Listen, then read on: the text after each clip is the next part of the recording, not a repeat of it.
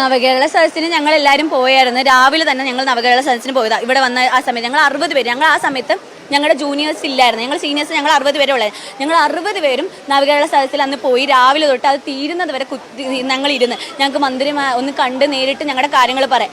ഞങ്ങളെ ഒന്ന് കാണാവട്ടെ, മന്ത്രി അപ്പോഴേ ഇറങ്ങിപ്പോയി. ഞങ്ങൾക്ക് മന്ത്രിയെ കാണാൻ പോലും പറ്റിയില്ല. ആ നവകേരള ഞങ്ങൾ ശരിക്കും കോന്നി മെഡിക്കൽ കോളേജിൽ വരേണ്ട പിള്ളേരാണ്. ഞങ്ങൾ എങ്ങനെ ഈ കെട്ടിടത്തിലായെന്ന് ഞങ്ങൾക്ക് അറിഞ്ഞുകൂടാ. ബാക്കിയുള്ള എല്ലാ 14 കോളേജിൽ 13 നേഴ്സിംഗ് കോളേജ് ഇരിക്കുന്നത് അതാത് മെഡിക്കൽ കോളേജിൻ്റെ അണ്ടറിലാണ്. ഞങ്ങൾ മാത്രമാണ് ഇങ്ങനെ ഒറ്റപ്പെട്ടു പോയത്. ഇപ്പോൾ പുറത്തോട്ട് ഇറങ്ങിയാൽ നിങ്ങൾ എവിടെ പഠിക്കുന്നതെന്ന് ചോദിച്ചാൽ ഞങ്ങളിവിടെ പത്തനംതിട്ടയിലാണെന്ന് പറയുമ്പോൾ അവർ ചോദിക്കുക, നിങ്ങൾ എന്ത് ഗവൺമെൻറ് പിള്ളേരല്ലേ, നിങ്ങൾ കോന്നി മെഡിക്കൽ കോളേജിലല്ലേ വരണ്ടേ?